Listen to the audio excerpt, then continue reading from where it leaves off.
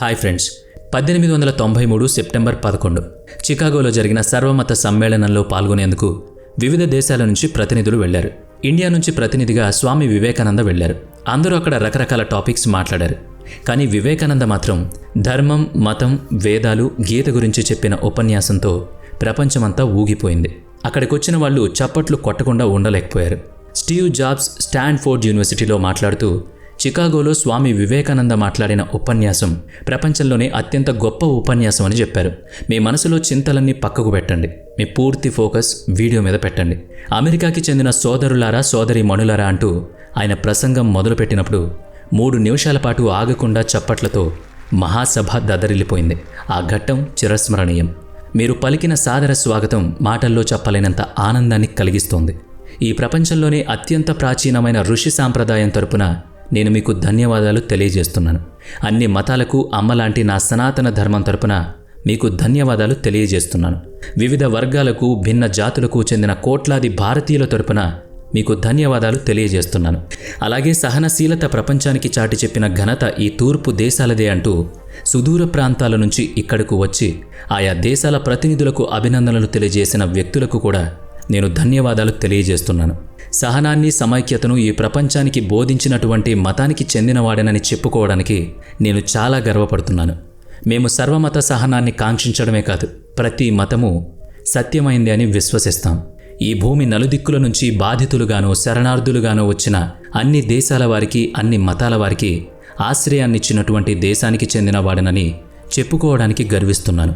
రోమన్ల క్రూరత్వానికి తమ పవిత్ర దేవాలయం నేలమట్టమైన సంవత్సరంలో దక్షిణ భారతదేశానికి శరణాగతులుగా వచ్చిన యూదులను మా హక్కున చేర్చుకున్నామని చెప్పడానికి గర్విస్తున్నాను. జోరాస్ట్రియన్ జాతీయులకు ఆశ్రయమివ్వడమే కాకుండా ఈనాటికి వాళ్ళని ఆదరిస్తున్న మత సాంప్రదాయానికి చెందిన వాడినని గర్విస్తున్నాను. సహోదరులారా, నేను నా చిన్నతనంలో నిరంతరం వల్లివేసిన ఓ శ్లోకం నుంచి కొన్ని వ్యాఖ్యలు చెబుతాను. ఇవి ఇప్పటికీ కోట్లాది మానవులచే నిత్యం పారాయణం చెందుతున్నాయి.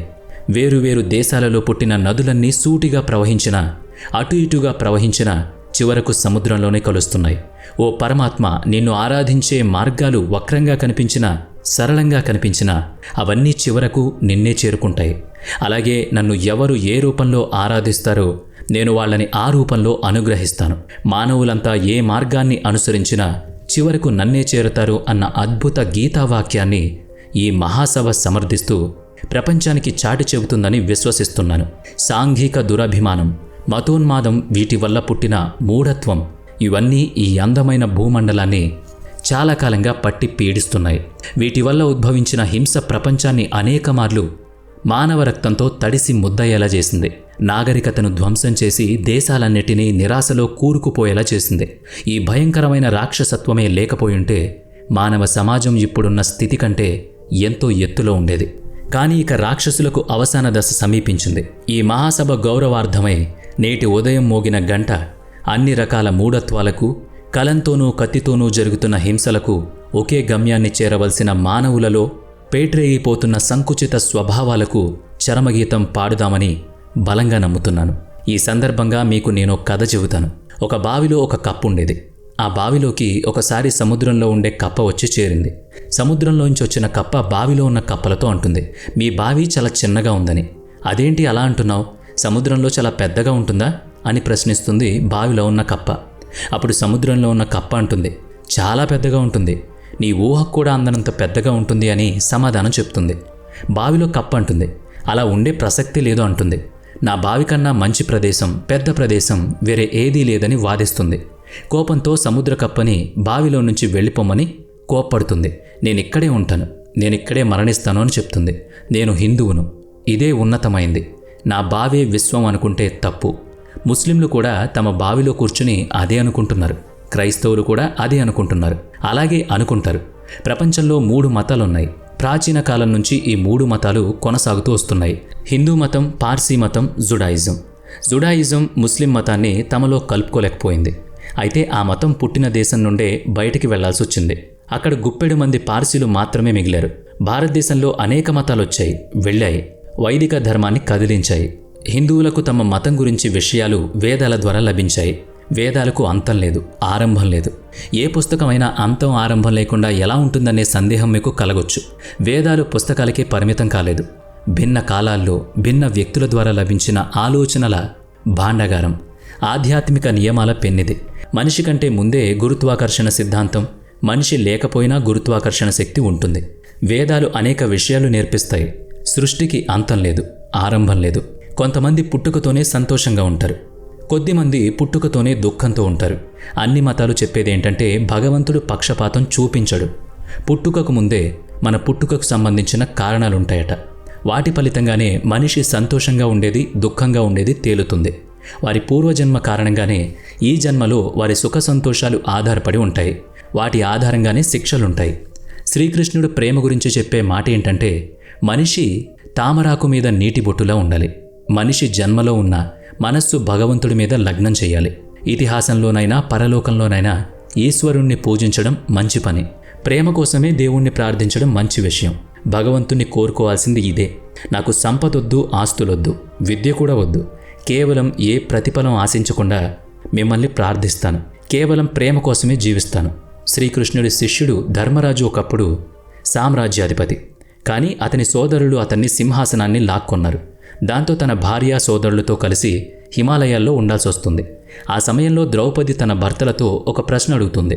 మీరు న్యాయాన్ని పాటించేవారు, మంచి నడవడిక కలిగిన వాళ్ళు, అయినా మీరు ఈ శిక్ష ఎందుకు అనుభవిస్తున్నారు అని అడుగుతుంది. అప్పుడు ధర్మరాజు, ఈ హిమాలయాలు చాలా అందంగా ఉన్నాయి. వీటిని నేను ప్రేమిస్తాను. ఈ హిమాలయాలను నేను ఆరాధిస్తాను. ప్రేమించడమే నా స్వభావం. అందుకే నేను దేవుణ్ణి ప్రేమిస్తాను. ఏదో ఆశించి నేను దేవుణ్ణి ఆరాధించడం లేదు. నేను నాకేదో కావాలని అడగను కూడా. నన్ను ఎలాంటి పరిస్థితుల్లో ఎక్కడ ఉంచినా సరే నేను దేవుణ్ణి ప్రార్థిస్తూ ప్రేమిస్తూనే ఉంటాను.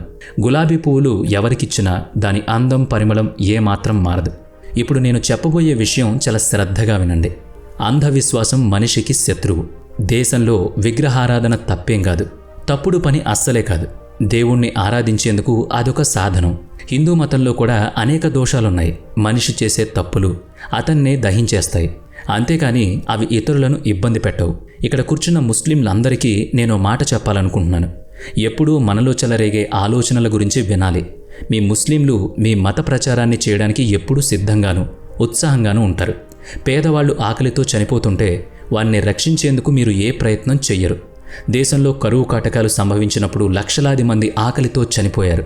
అప్పుడు మీ ముస్లింలు హిందువుల కోసం ఎందుకు ఏం చేయలేకపోయారు? మీరు భారతదేశంలో మీ మత ప్రచారం చేస్తారు, కానీ ఇతర మతాల ప్రజలు ఆహారం కోసం ఆకలి కేకలు వేస్తున్నారు. ఆకలితో ఉన్నవారికి వారి మతం గురించి చెప్పడం తప్పు కదా? నా పేద సహోదరుల కోసం సాయం అడగడానికి వచ్చాను. క్రైస్తవులను వారి దేశంలోనే సాయం అడగడం కష్టమైన పని. ఒక మతం అంతరించిపోవాలని, మరో మతం పెరగాలని కోరుకోవడం తప్పు. పైగా అది అసాధ్యం కూడా. అలాగని ముస్లింలు హిందువులుగా మారాలని నేనేం కోరుకోవట్లేదు. అలాంటి కోరిక కూడా దేవుణ్ణి నేను కోరుకోను. ఒక విత్తనం మొక్కగా మొలకెత్తాలంటే నీరు, మట్టి, సూర్యరశ్మి అన్నీ సమపాళ్లలో కావాల్సిందే. అప్పుడే విత్తనం మొక్కగా మారుతుంది. అలాగే మతం విషయంలోనూ జరుగుతుంది. ఏ మతం మరో మతంతో కలిసిపోదు. అన్ని మతాలు కలిసి సహజీవనం చెయ్యాలి. ఇతరుల పట్ల గౌరవంగా ఉండాలి. ఇతర మతాలను గౌరవించాలి. అందరూ బాగుండేలా కృషి జరగాలి.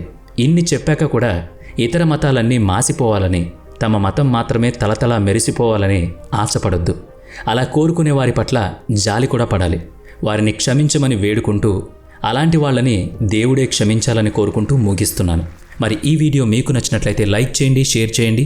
ఇప్పటి వరకు మన ఛానల్ని సబ్స్క్రైబ్ చేసుకున్నట్లయితే ఇప్పుడే సబ్స్క్రైబ్ చేసుకుని పక్కనే ఉన్న బెల్ ఐకాన్పై క్లిక్ చేయండి. నెక్స్ట్ వీడియోలో మళ్ళీ కలుద్దాం. Thanks for watching.